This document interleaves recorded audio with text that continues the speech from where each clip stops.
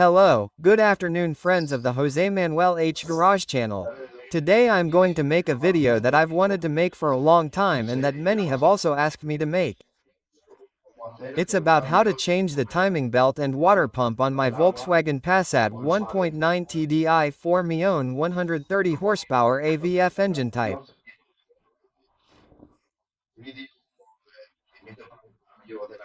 Let's see, this video or the procedure for changing the timing belt and water pump is common to all cars in the Bach group that have a longitudinal engine layout, the A4, the A6, the Passat, etc. And the Octavia, all 1.9 TDI engines in the group that are longitudinal. The procedure would be the same.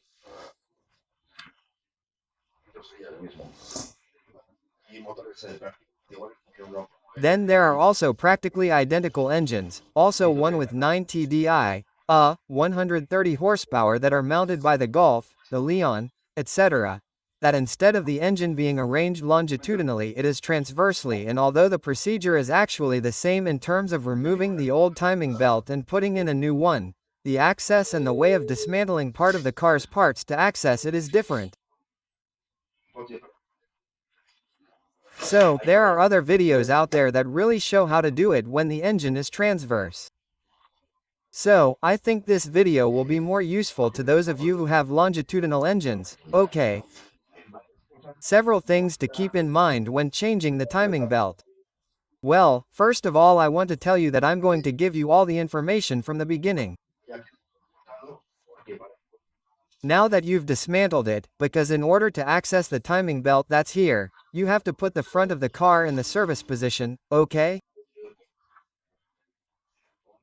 That we gain about 20 centimeters, and with that we can access. It is not necessary to disassemble the front part or leave it hanging here as I have done.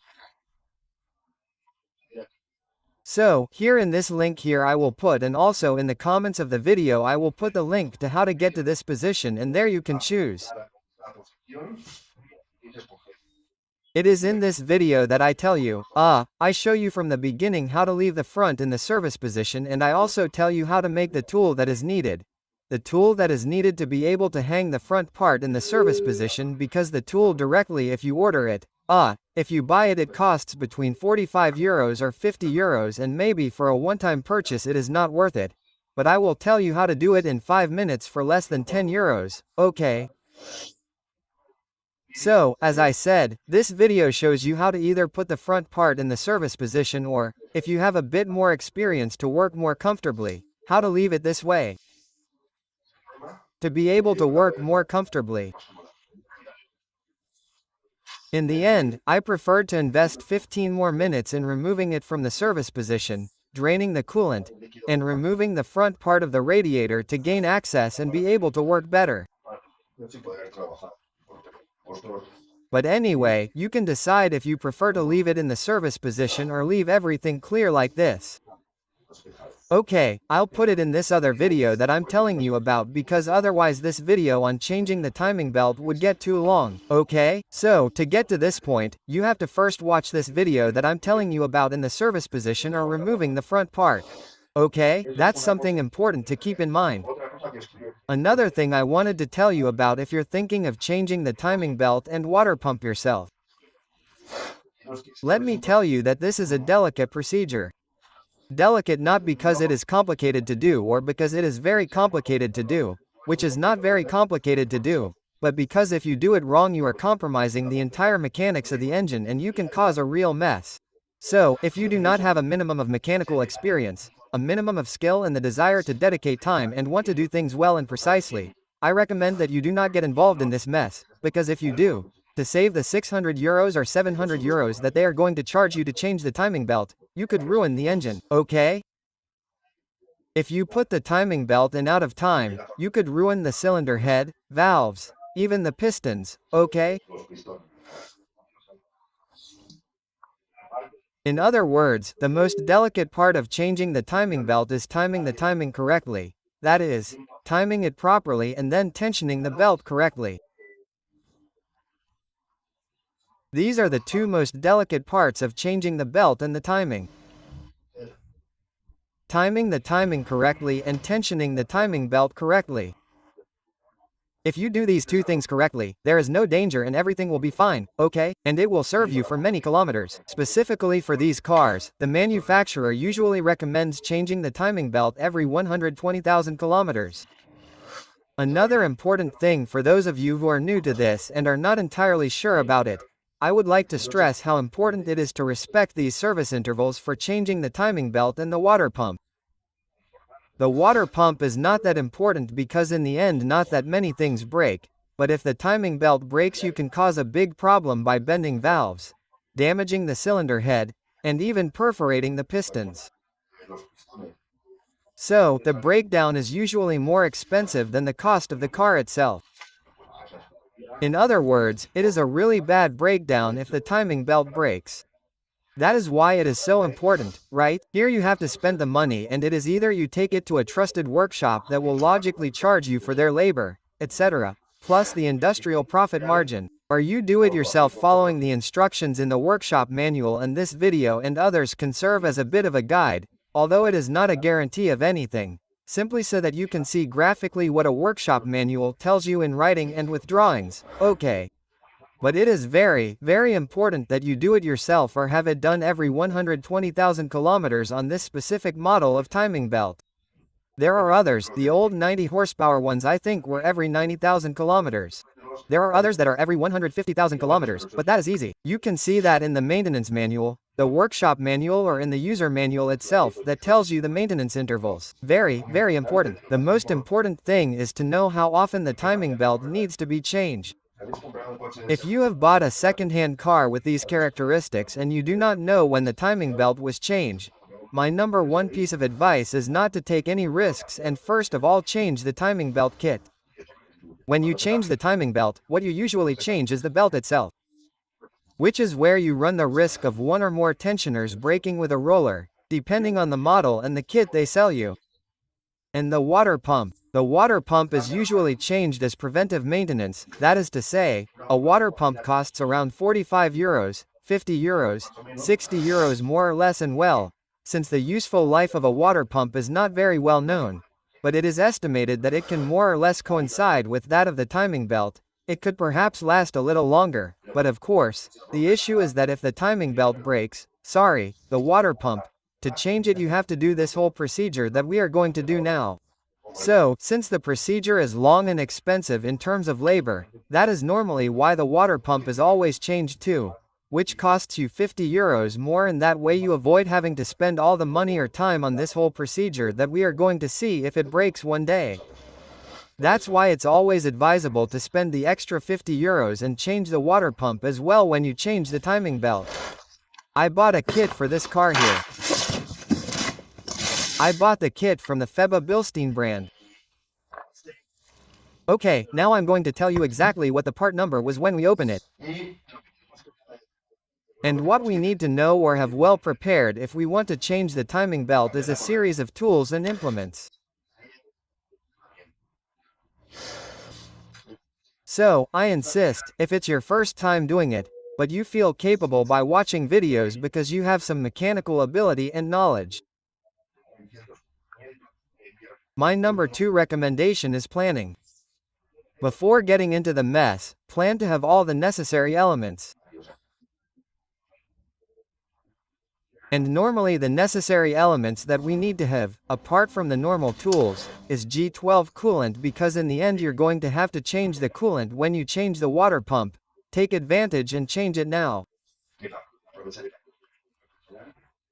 The most important thing is to have bought the timing kit with its pulleys, tensioners, etc., etc. And then you have to have a tool or a kit for timing. This is a kit that I bought quite cheaply. I think it cost me about 15 euros. I'm not sure, it's specific to bag group engines. And here are the different standard tools that are usually used to correctly time the timing when changing the belt. Okay? Well, and another thing I wanted to tell you, my car wasn't running so well because, I suppose that when I bought it 4 or 5 years ago, the origin of the whole car was pretty unknown. In fact, the car was in terrible condition. If you've seen it in my videos, I've had to do everything to this car. And so what I suspect is that the last time they changed the timing belt, they didn't time it properly. And then, by not timing it properly, the timing of the fuel pump with the timing belt was not adequate, and that's why it didn't start properly and didn't end up working properly. And it also consumed more fuel than it should. I passed it the backcom, which I'll put here later.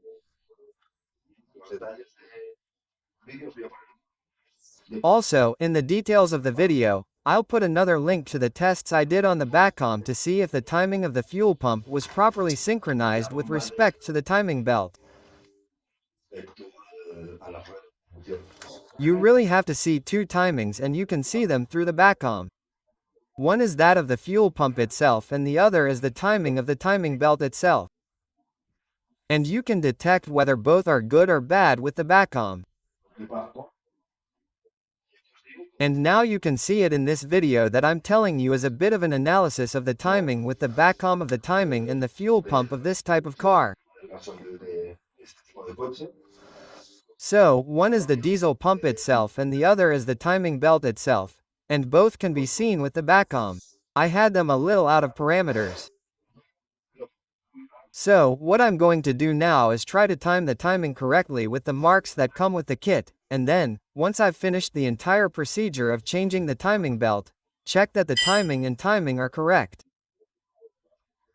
And if not, we'll see how to adjust it. Through the backcom it gives us the information, and then we'll see how we can adjust it. Okay. But anyway, having said all that and having given you the background information on everything that I consider very important in terms of planning before getting started on this operation, we're going to move on to see the different steps that must be followed to remove the old timing belt, the old tensioners and rollers, the old water pump, and put in the new one. Okay, so the first thing we have to do at this point, the point where it is how to put it, you have to watch two videos, to do it right. The first video is going to be the video of either removing the front or putting the front in the service position. The second video that you have to watch, which I'm also going to put in the links. In the end, we're saying that there are going to be 3 links to 3 different videos, which is how to remove, the belt that goes from the air conditioning compressor to the crankshaft and the Poly V service belt that goes from the crankshaft to the power steering pump, to the stator, what's it called?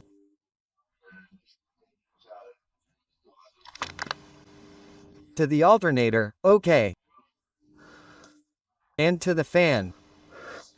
So, in this video we're going to see how to remove these 2 belts, and once we've removed those 2 belts, that's it.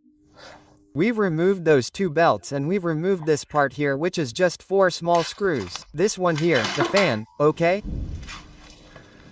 Remove those 4 little screws and this would be out. Well, once we've reached this point, the first thing we have to do is remove the top cover of the timing belt. It comes off with these clicks. One click here, the other click here. Well, I'm going to put on some gloves because if I don't I'll get a mess and we'll have already removed the top part, Well, once we've removed the top part, we can now access a little to see the condition of the belt. The condition of this belt, in principle, is actually quite good, but since I've gotten myself into this mess and, as I didn't know the condition of the timing belt, I'm going to take the plunge and change it, and it'll be good for the next 120,000 kilometers. And that way I don't risk anything. Look, sometimes we've removed the top cover of the timing belt. The next thing we need to remove is the 2 service belt tensioners, We need to remove the air conditioning service belt tensioner by removing this little screw here and this little screw here. They're on the outside. We need to remove the tensioner for the poly belt that goes to the alternator and the power steering pump. This is removed by removing this screw down here and removing this screw here. That'll bring them back. Well, I'm going to do it. Remove this screw, and I'll remove this tensioner. Remove these 2 screws and remove this tensioner. Now I'm removing this little screw from the tensioner, But either you have one of these long wrenches or it's complicated because I was trying to do it with the ratchet or something, but this is really close and it wouldn't fit. So, until I found this Allen, it wasn't easy for me, but once I found this Allen, there were no major problems. So, we have to remove this and this little screw here, which as you can see is a cup that I'm going to show you. It's a bit of a strange cup. You have to get it. If not, let's see if I know what it's called and tell you. Okay. See? The cup is this style and the size is E12. Okay, it fits perfectly. Look, if you can't find or don't have this cup or such, you can also remove this part of the tensioner once you've loosened this, by removing these three, that is, if you remove this screw here and loosen them. Just loosen them because if you remove them, you'll already damage the power steering pump. This is the pulley for the power steering pump, okay? You would remove this little pulley here with these three screws, 1, 2 and 3. I had it removed because it had just been changed. If you saw it in the video, the power steering pump had just been changed. Okay, so if you loosen these two bolts here and remove this one here, you could also remove this tensioner, okay? You won't have to remove it from here. Come on, since I have the key, I'm going to remove it from here. Well, once the two tensioners are removed, what we're going to do now is remove the middle cover, that is, the cover here below the timing belt. 1, 2, and 3. Okay, so once the three bolts are removed, we can take this off. One thing that people sometimes ask about these logical things is, hey, how long does it take to change the timing belt? Well, I would say that the time it takes has nothing to do with it. It takes time in a workshop that is racing against the clock. That is not going to take everything down. That is going to put it in service position, or that does it 20,000 times every day and has an impressive practice that takes them, as far as I know, like 3 or 4 hours more or less the time it could take you. That is going to do it once every 5 years or once in a while. You don't have the same tools or the same space, but hey, you also save a lot of money on labor. So, well, the time it takes is what it takes. I'll tell you more or less how long it took me, but I'm also recording it, and now that I'm not in a hurry, I like to do things properly and calmly, okay? I can't say how long it will take me, but I don't know, maybe 5 or 6 hours.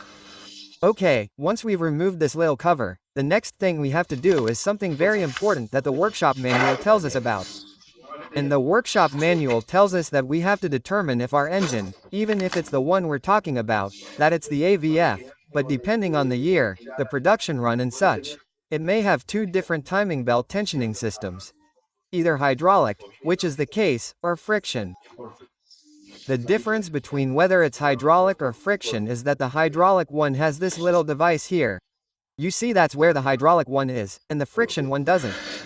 If you have a hydraulic one, the procedure for changing the timing is different than if you have a friction one. Since I have a hydraulic one, I'm going to make a video of how to change the timing with this hydraulic tensioner. If you have a friction one, then you'll have to consult the workshop manual because I don't have a way to show you right now, okay? Okay, let's go. Once we've seen that in our case it's due to a hydraulic sensor, let's continue with the next step of disassembling the old timing belt.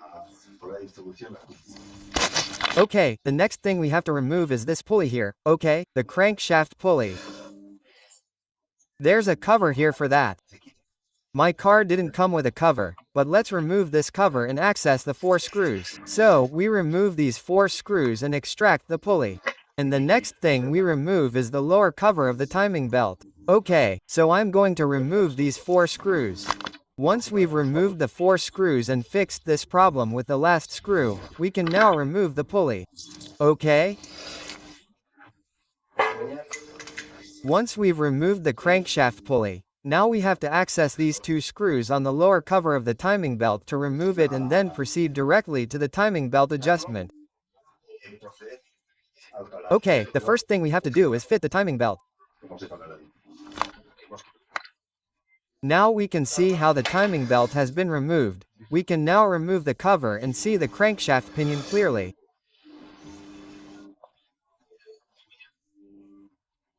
We can move it and fit it. Look, you can see this little lug here in front. The little lug has to fit. Then when we put it in place, it has to fit with this little hole here, okay. It has a position and it has to fit with the one over there. Okay.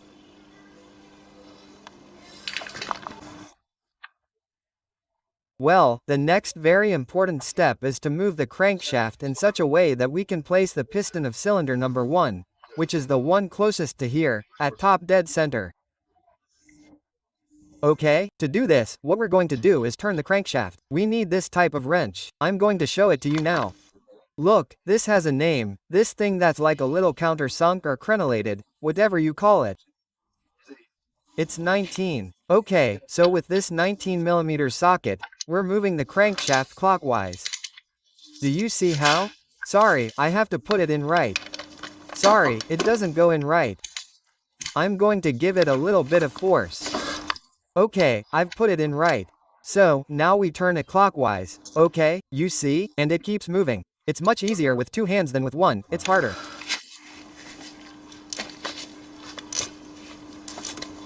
Let's see, okay, we're moving it until here on the sign that says 4Z, you see, 4Z and an arrow, that has to match up with. Look, you see that there are some notches here.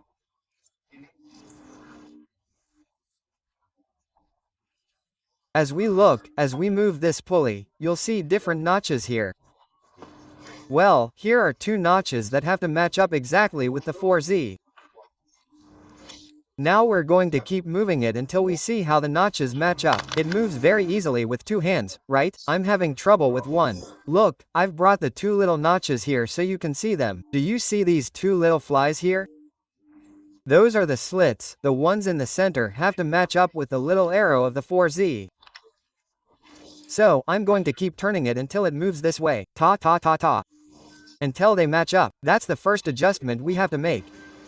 Do you see? There I have it. There we have the 2 notches. Let's see if I can focus it better. Excuse me. There we have the 2 notches. There are the 2 notches with the 4Z. Do you see them? The hole is pointing there. Okay, and the next thing we have to do is show it to you now. Oh, it's getting a little dark now. I hope you can see it well. Look, let's pause, or I'm going to pause the whole procedure because so that you understand exactly what this timing is and where to put the tools to properly time the timing. What I've done is remove the camshaft pulley so that you understand it better. But this shouldn't be done, okay? I mean, we'll continue as if the pulley were in place. This is simply so that the explanation is better understood. The timing is done to exactly match the top dead center of cylinder number 1 at the camshaft and at the correct position of the pistons.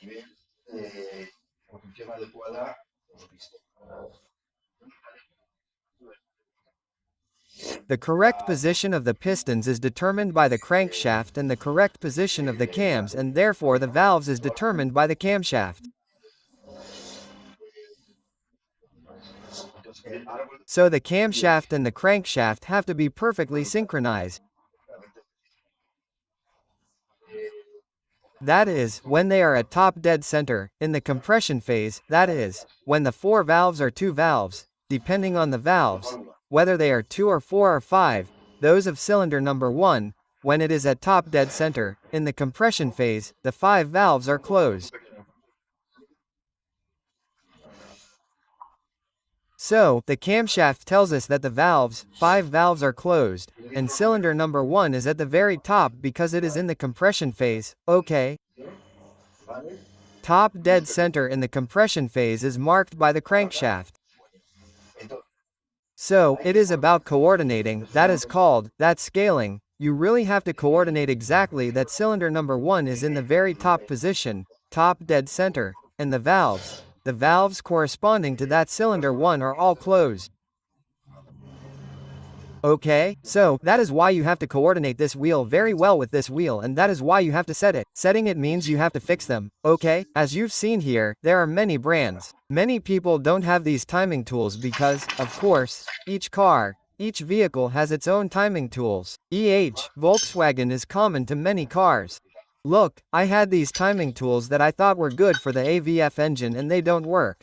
I have to buy some for the AVF engine. I bought them to do the timing belt for the Passat 2.0 petrol, the FSI. And I thought they would work for the AVF and they won't work. So, when you don't have a timing tool, that is to say, the timing is that you fix this well, this is the crankshaft timing tool. You see? This is placed in a certain position so that this little cylinder goes into this little hole. And then it fixes the wheel and the wheel doesn't move, okay? And the same thing has to be done to fit the upper pulley, the camshaft pulley. It is fitted with the help of this little hole. That's why I took it apart, because I wanted you to see the little hole. If I put this little hole here that is fixed and blocks the pulley, I know that the pulley won't move no matter how much I move it. And the same here. If I put an element that fixes the pulley, it won't move. That's why it's very important to leave a mark here. Do you see? Here we have the mark, the 4F, with this gear wheel. Do you see? The pulley is this part is fixed, so it goes on straight. That's what I wanted to show you. Do you see? Here we have this tab that is the one that goes into this notch here and it's directly marking it for us. Do you see? This alignment of these two coincides perfectly with the 4Z. That's what I wanted you to see. Okay, this is what is movable because you can adjust the ignition advance a little bit and the pump synchronization. We have this little margin here to move it forward or backward and to adjust. Okay, so this part here is the one that is movable. Oh, excuse me, I'm going to drop this. And this part here is fixed, that's why it has to be moved. With the timing belt. When we are moving this and we have the timing belt, we are always synchronized to this. What happens? If I remove the timing belt and I move this to one side and this to the other side, it could get out of sync. That's why it's very important that it is well synchronized and that we respect the positions. If I have respected the position here and I fix this, I fix it through this little hole with this tool. Do you see? It's with this tool. This tool goes in there in the little hole and stays there. I'm going to put the little hole in properly. Okay, this is the little hole. You see the hole there, it goes in and stays fixed, okay? And it would be in place, so this wouldn't be able to move, it would stay fixed. The difficulty is that you see if it matches this position. The thing is that when putting this toothed part here, on this pulley here, which is the one that moves, this always has to go up, okay? This has to go up, you see?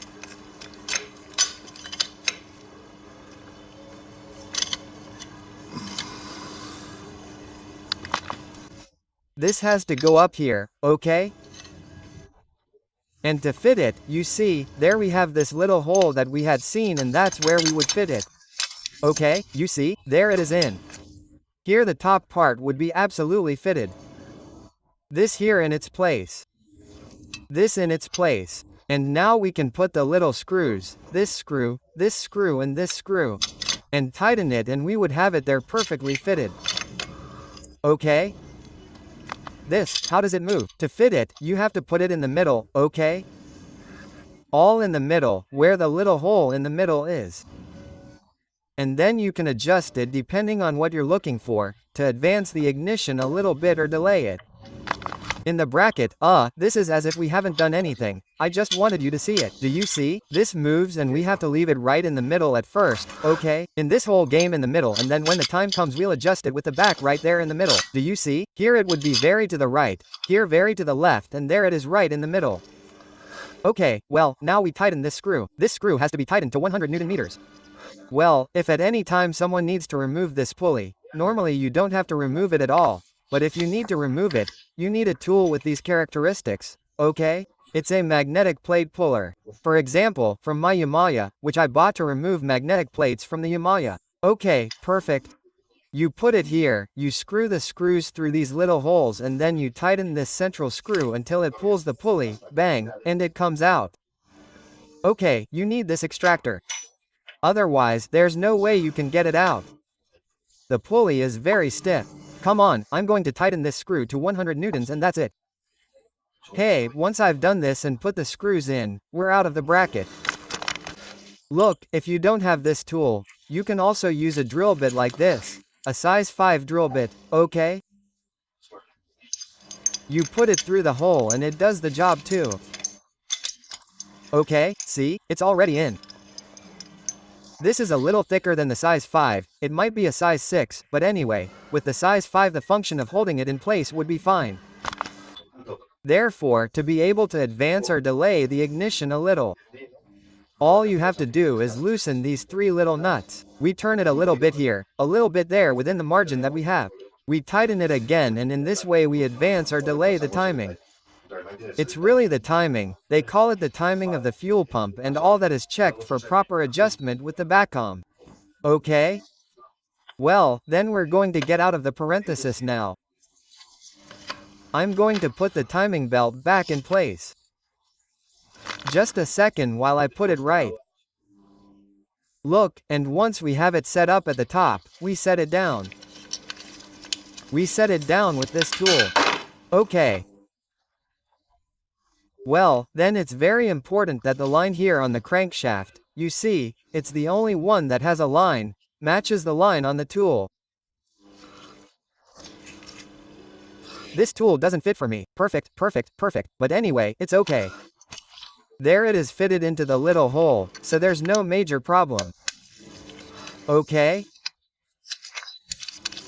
So, now we have the crankshaft and the camshaft immobilized and in position.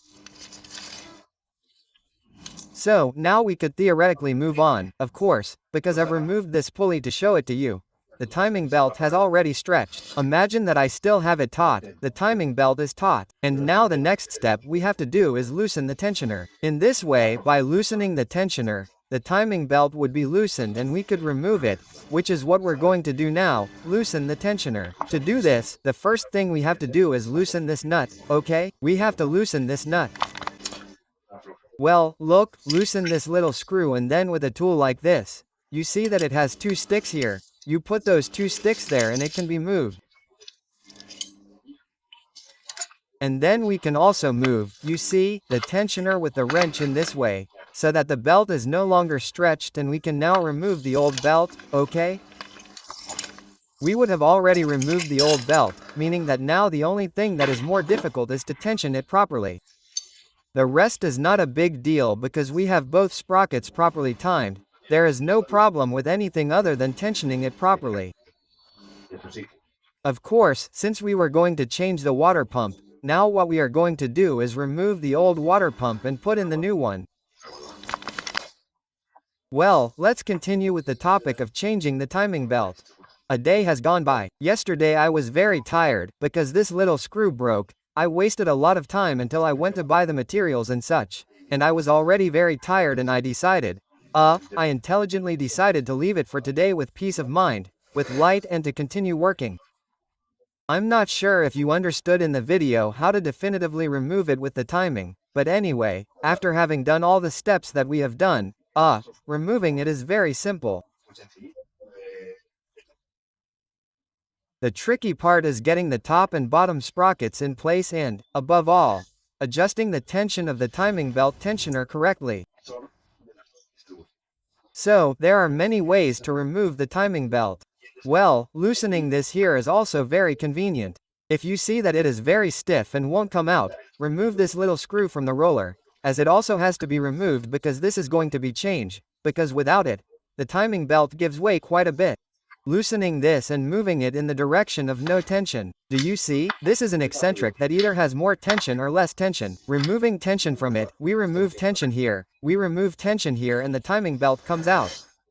Look, I want to insist because I think it's not always clear enough. I've seen several videos on timing belt changes that are very good and everything. But I think they don't insist enough on explaining and clarifying how important it is to properly time the distribution. If the timing is out of time, if it's not properly timed, if it's not properly aligned, it will be out of time and the valves won't close at the right time. When the piston reaches the upper gross point, there will be leaks and such and the car won't run smoothly, the car, the motorcycle, whatever. Even if the timing or misalignment is big enough, we can even make it not start at all, okay? It's usually small and then what we end up doing is preventing the car from running smoothly. So, changing the timing with redistribution is a preventive maintenance operation, but by doing it we can leave the car out of time. Then it is very important that the car runs well, and for the car to run well, we do not have to settle for just changing the timing belt and the water pump, but leave it in good condition. And in the videos that I have seen, they tell you how to remove it, how to put it on, but they do not insist enough on how to adjust it. Okay, so, in this video I am going to insist a lot on how to adjust it, and, once it is adjusted, the tests that must be done to verify that it is correctly adjusted, and, if it is not adjusted correctly, adjust it again, and so on until we are sure that it is adjusted correctly. Do not continue, because then the car will run badly, okay? The issue of adjustment is very important, and adjustment involves two things. First, the correct timing of the lower and upper pinion. And for me the most difficult, the most complicated thing is to give the correct tension, the one indicated by the manufacturer, to the timing belt. Either of these two things, if it doesn't work well, we can really mess things up and then the car won't run well, and then we're like, if I move, advance or retreat the ignition with the recoil starter, and everything is solved by timing it properly. If it's timed properly, the values have to be correct, and that's what we're going to insist on quite a bit. Well, at this point the next thing we have to do, look, it can be done in two ways. One is with this before removing it, putting on the Oslo I show. Look, one of the steps we have to do either before or after removing the timing belt is for these models. As we have said, according to the workshop manual, there are for the same engine and for the same type of engine and everything, there are two possibilities. Either it comes with this hydraulic shock absorber or it comes without it. And the procedure varies a little. If it comes with the hydraulic shock absorber, you also have to time it, that is, you have to lock the hydraulic shock absorber. If it doesn't come with a hydraulic shock absorber, I think it's simpler, because the only difference is that this tensioner roller is locked there in a little thing and then tightening it is easier. But anyway, since we are working with the model with the hydraulic timing tensioner, the next thing that should be done in this case, or rather, what should be done before installing the timing belt, because the difficult part is installing it, not removing it, logically, is that we have to lock it. See? Here we have the rod that goes up and down. See? This is what gives it tension through a movement, that is, through the hydraulics, it is what gives it the right tension, okay. And this has to have an adequate dimension here, which is specifically 4 mm. Okay, the correct tension once we install it is that the distance from here to here, this distance has to be exactly 4 mm. When we manage to have this instance 4 kilometers, problem solved, okay. That is, if we are able to properly time it, which we have already seen how to do, top sprocket, camshaft, bottom sprocket, crankshaft, which we have also seen how to do. And then when we install the timing chain, we leave this distance from here to here at 4 mm, which we will now see how it is done. That is, we have perfectly timed the timing and the car has to go well, yes or yes, by force because it is perfect. That is our goal. Okay, in this case I have it out here now, I press it quite hard here and it does not go down. And since, nevertheless, this tensioner has to be removed, okay? Yes, the tensioner of the timing chain has to be removed before installing the new one. What we are going to do is remove it to time it with this tool, that is, more than to time it, to fix it at the very bottom with this tool, okay? This is the tool that must be used. I will tell you what tool number it is. Excuse me if this video seems tedious with so many explanations, but I believe, and from what I've seen, that there are enough videos on YouTube that explain this entire procedure very quickly. There's one from SKF itself that explains everything in 9 or 11 minutes. It goes step by step and it's perfect, but anyway, it doesn't give any kind of explanation, and that's precisely when you're a beginner. Explanations are what you need to not mess up, because removing and replacing everything is easy. but adjusting and doing it right and leaving everything precise. That's the tricky part. And in the videos that I've seen, they show you how to remove the parts and how to put them back, but I haven't seen any of these explanations that I'm going to go into so much detail about. And as you know, I make the videos regardless of the time, giving the information that I think is necessary for an apprentice like me who may be doing an operation of this type for the first time, with a good guarantee of success. In my case, this is the second time that I'm going to make a timing belt change. The first timing change I made was with the Audi A4 1.8 turbo BFB engine, and the procedure is practically the same. It is also a longitudinal engine and it is practically the same. The adjustments are what vary a little, but come on, done once, done. I don't have control. That's why I have to go over everything again quite a bit, and above all make sure how to do the adjustment correctly. Okay? Well, then this tool that I was telling you is necessary is number T. Let's see, T1008, okay? In case anyone is curious, it is very cheap, but it is important to have it, and it is just when you have a hydraulic tensioner. This tool is the only one that is different from those that you have to have for your timing belt system. It is by friction because the tools are the same. The only thing that varies is this tool for this other tool. This tool goes into this tensioner here in a small hole, and there you fit it. And in this case, what we need is this tool to fit or to fix the tensioner down, as I said. Okay, so we're going to remove the tensioner. And to remove the tensioner, first we're going to remove this cover here, this screw. And we'll take off the cover with this screw, and then we'll remove the tensioner screws, which are this one here. Now we'll see it. And I don't see the other one. Now we'll see it. Remove the two screws here from the cover. Remove the cover. And as you can see, the two screws look like they're going to be removed later to put them back in. Okay, secured with nuts. Look how thick they are. Removing this cover, and that way we can access the other screw on the tensioner. Look, this is a screw. One. And this one here is the other. Well, those two have to be removed to remove the tensioner. And I'm also seeing that the nut on the pulley has to be removed because it's the other attachment point. So, first of all, we have to remove this little pulley here. Okay, let's remove the pulley.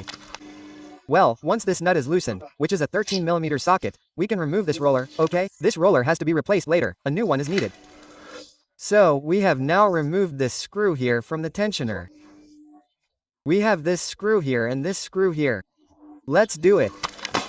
See? Well, now we have it removed. There's nothing more to it. It's that easy to remove the tensioner. See? This is the hydraulic one that goes in or out. And this is the timing belt tensioner. If it ever breaks, as you can see, it's quite simple to remove the 3 screws and then put the new one in if necessary. Now what we have to do is sink this to fit it in. How do you fit it in? Very simple.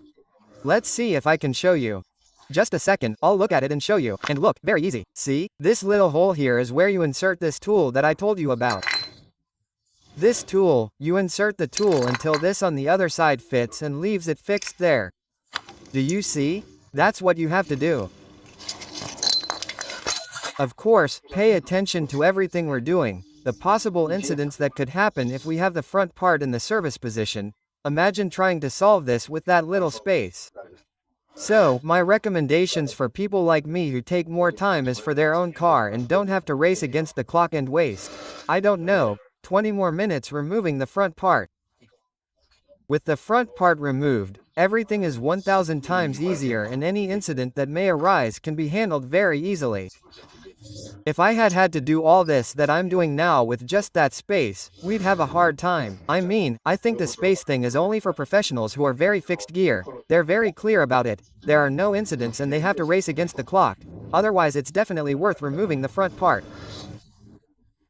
Okay, well, I'm going to see if it's easier or not to lower this hydraulic system a little to set it up, as I was saying, because I'm starting to understand more things.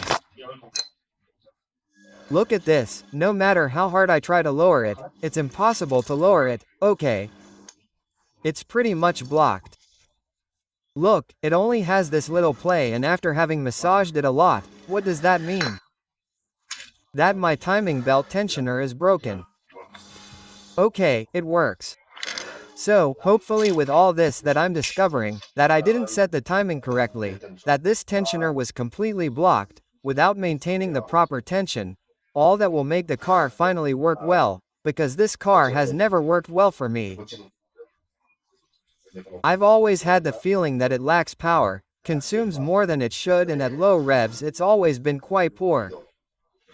It works fine when the turbo is connected, and it doesn't work perfectly either, and then it doesn't fit at all with all the effort I've already made to get the car with all the new elements, shock absorbers, brake discs, brakes, all the sensors in the world, all the pumps in the world, flow meter, its cousin, its mother, the whole thing about this car. I hope it works fine now. What happens? Because this tensioner is broken, the timing kit I ordered came without this tensioner. They sell it to you with or without the tensioner. You also have to keep in mind that the timing kit for this AVF engine, okay? 1.9 TDI 130 horsepower AVF. It's different if it was produced before or after December 12, 2002, December 2002.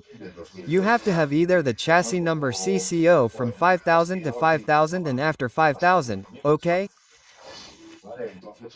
So, it's very important that you check the production date of your car, because if it's after December 2000, the kit has some specificities, and if it's before 2002, it has other specificities. I think the difference is that until December 2002 it came with this hydraulic tensioner, okay? Therefore, it's best to order the kit with a hydraulic tensioner, since changing everything with a tensioner is like 30 euros more expensive. I paid 95 euros for this one. It came with a water pump, rollers, and FEBA BL timing belt. And I found it, and it's also better because it's a change. The brand that I like for timing is SVK, okay? SFK. SFK or SVFK, whatever it's called. Okay, well, with this tensioner, I'm going to return this one. I've already made the return. I'm going to return this one, and as I was saying, I'm going to return this one and I'll get another one with everything. With the water pump, with this tensioner, with the roller, with the other tensioner and the SVK brand timing belt, okay? And that's it. So, I have to postpone changing the timing belt until Tuesday. Today is Saturday, they don't work on Saturdays or Sundays, and they'll bring me everything in 48 hours. I've been looking on all the websites to see which one is the most cost-effective.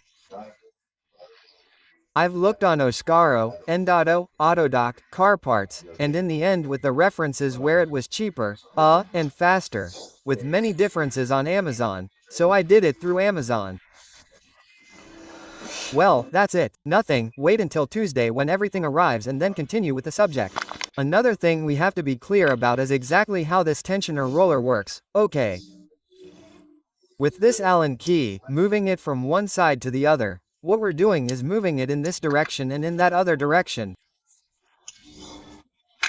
This here is really what's pushing the hydraulic shock absorber, okay? As I was saying, this is what pushes the hydraulic shock absorber. So, to achieve tension through the hydraulic shock absorber, we have to move it to one place or another.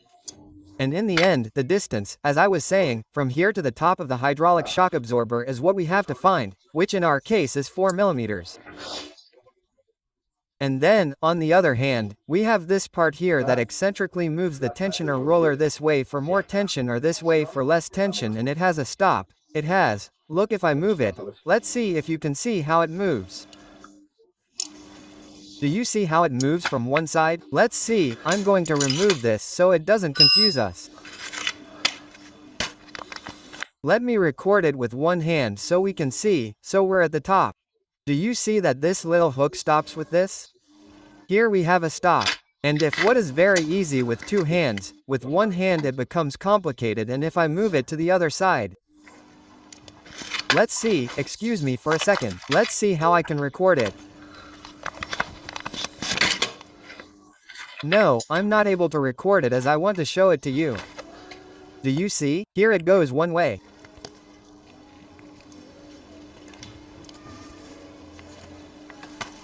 Well, there it is. This with a clamp so I can show it, okay? This can be moved with this tool that theoretically can be either fixed or this one that is mobile and can be adapted, but my problem I have is that these two pins are wider than the holes and so it doesn't fit well. So it can be solved with one of these gadgets. Okay, look, it goes in there and moves to one side or the other. So what I want to see is how you can see how when moving it to the stop, this would be the stop on the left, look where it is positioned. And if now we move it to the other side, you can see the movement it makes to the right and upwards. And now to the left and down, you see? And this is what it does, it gives more or less tension, okay. So, the tension, on the one hand, we have with this distance and how we move it here. Well, in fact, when we move this here, what we are doing is taking the distance. Okay, so this is the key. I insist on this a lot, but this is the key, moving this properly. Now when I bring the new timing belt and we assemble everything, we will see it step by step. But this is the key, okay?